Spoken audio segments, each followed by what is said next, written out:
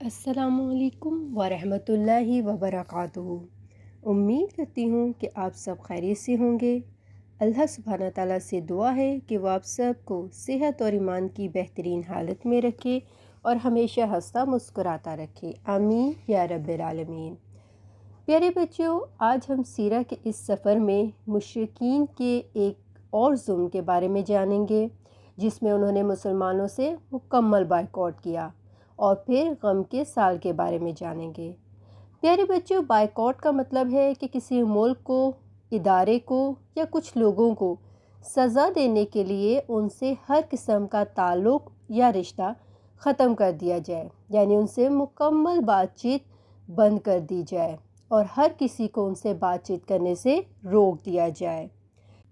پیارے بچوں، سیرہ کے اس سفر میں ہم نے جانا تھا نا کہ قریش مکہ نے کس طرح پیارے رسول صلی اللہ علیہ وآلہ وسلم کو ستایا، انہیں تنگ کیا، انہیں طرح طرح کی تکالیف دی اور مسلمانوں کو کتنی مشکلات کا سامنا کرنا پڑا۔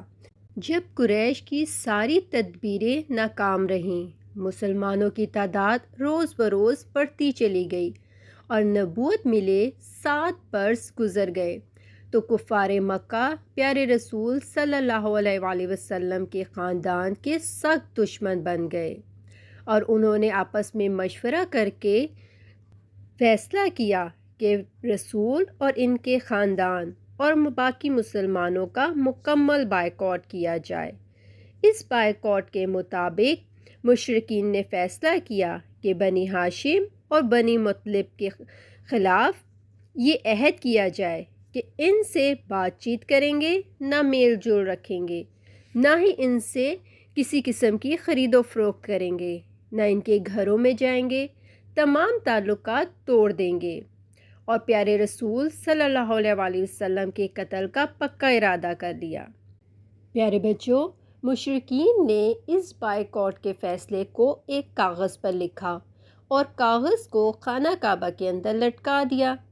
اس بائیکاٹ کی وجہ سے ابو لہب کے علاوہ بنو ہاشم اور بنو مطلب کے خاندان کے سارے لوگوں کو مکہ میں اپنا گھر چھوڑ کر جانا پڑا۔ وہ سب ایک وادی میں چلے گئے جس شعب ابی طالب کہتے ہیں۔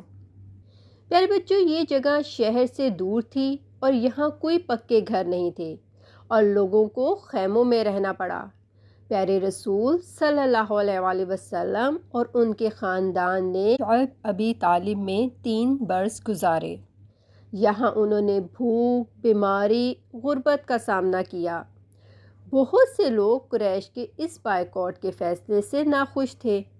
بہت سے لوگ اس بائیکاٹ کو ختم کرنے کے لیے بول پڑے، جو بنی ہاشم پر ظلم سے ڈرے ہوئے تھے۔ پیارے رسول صلی اللہ علیہ وآلہ وسلم کو اس کاغذ کے بارے میں، جس میں رسول اللہ صلی اللہ علیہ وآلہ وسلم کے خاندان کے بائیکاٹ کا فیصلہ لکھا تھا، اللہ نے خبر کر دی کہ وہاں کیڑے بھیج دیے گئے ہیں جنہوں نے ساری ظلم کی باتیں چٹ کر دی ہیں، اور صرف اللہ ذوالجلال کا نام باقی رہ گیا ہے۔ پھر پیارے رسول صلی اللہ علیہ وآلہ وسلم نے اپنے چچا ابو طالب کو یہ بات بتائی تو وہ کعبہ میں قریش کے لوگوں کو یہ بات بتانے چلے گئے۔ ابو طالب نے قریش کے لوگوں سے کہا کہ ان کے بھتیجے نے یہ خبر دی ہے کہ وہ کاغذ کیڑے چٹ کر گئے ہیں اور وہاں پر صرف اللہ کا نام باقی ہے، اور ابو طالب نے یہ بھی کہا کہ اگر ان کا بھتیجا جھوٹا ثابت ہوا تو ابو طالب اپنے بھتیجے اور قریش کے درمیان سے ہٹ جائیں گے اور پھر قریش کا جو جی چاہے وہ کریں، لیکن اگر ان کے بھتیجے سچے نبی ثابت ہوئے تو قریش کو بائیکاٹ اور ظلم بند کرنا ہوگا۔ پیارے بچوں، جب کعبہ میں وہ کاغذ دیکھا گیا تو واقعی کیڑوں نے اس کا کاغذ کا صفایا کر دیا تھا، اور جہاں پر اللہ سبحانہ تعالیٰ کا نام تھا وہ بچ گیا تھا، اور کیڑوں نے اللہ کا نام نہیں کھایا تھا۔ اس کے بعد کاغذ پھٹ گیا۔ آخرکار اس طرح بائیکاٹ ختم ہوا اور پیارے رسول صلی اللہ علیہ وآلہ وسلم اور باقی لوگ اس وادی سے نکل آئے اور مکہ واپس آ گئے، مگر ان کے گھر کی بہت بری حالت میں تھے۔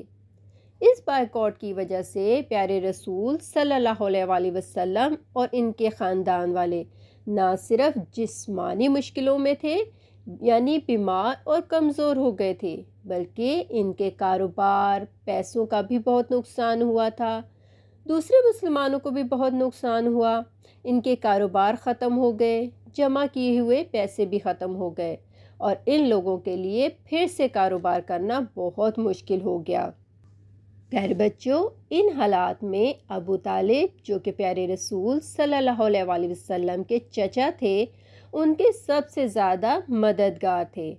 بہت زیادہ بیمار اور کمزور ہو چکے تھے، ان کی بیماری بڑھتی گئی اور وہ بائیکاٹ کے ختم ہونے کے 6 ماہ بعد انتقال کر گئے۔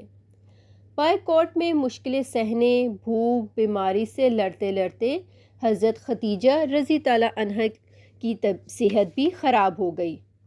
ابو طالب کی وفات کے کچھ دنوں بعد ہی ام المومنین حضرت خدیجہ رضی اللہ عنہا بھی وفات پا گئیں۔ تو پیارے بچوں، اس طرح پیارے رسول صلی اللہ علیہ وسلم کے 2 سب سے زیادہ قریبی اور وفادار ساتھی جو ہر قسم کے اچھے برے حالات میں ان کے ساتھ رہے، ان سے دور چلے گئے۔ پیارے رسول صلی اللہ علیہ وسلم کا دل ٹوٹ گیا اور وہ بہت اداس ہو گئے۔ رسول اللہ صلی اللہ علیہ وسلم نے اس سال کا نام عام الحزن یعنی غم کا سال رکھ دیا۔ پیارے بچوں، ابو طالب کے بعد بنی ہاشم کا سردار ابو لہب بن گیا۔ ابو لہب نے رسول پاک صلی اللہ علیہ وسلم کو بنو ہاشم سے نکالنے کو کہا۔ رسول اللہ صلی اللہ علیہ وسلم اپنے آپ کو ایک دم اکیلا محسوس کرنے لگے، جیسے ان کا کوئی ساتھی اور حامی نہ ہو۔ اس کے باوجود پیارے رسول صلی اللہ علیہ وسلم نے دین کو پھیلانے کا کام جاری رکھا، جس کے لیے اللہ سبحانہ تعالیٰ نے انہیں بھیجا تھا۔ حج کے دوران بھی پیارے رسول صلی اللہ علیہ وسلم مختلف قبیلوں سے ملے جو مکہ آئے ہوئے تھے۔ رسول پاک صلی اللہ علیہ وسلم ان کے خیمے میں گئے اور ان سے درخواست کی کہ وہ انہیں اپنی پناہ میں لے لیں تاکہ رسول صلی اللہ علیہ وسلم اسلام کی دعوت کا کام جاری رکھ سکیں اور لوگوں تک قرآن کا پیغام پہنچائیں۔ لیکن بچوں، کسی بھی قبیلے نے ان کی یہ درخواست قبول نہیں کی، اور اب پیارے رسول صلی اللہ علیہ وسلم کے لیے مکے میں رہنا بہت مشکل ہو گیا تھا، کیونکہ قریش نے رسول پاک صلی اللہ علیہ وسلم کو اور بھی زیادہ تکلیفیں پہنچانی شروع کر دیں اور بے ادبی سے پیش آنے لگے۔ پھر اس کے بعد رسول پاک صلی اللہ علیہ وسلم کہاں گئے، یہ ہم سیرہ کی اگلی کلاس میں جانیں گے۔ اپنا اور گھر والوں کا بہت خیال رکھیے گا۔ السلام علیکم ورحمۃ اللہ وبرکاتہ۔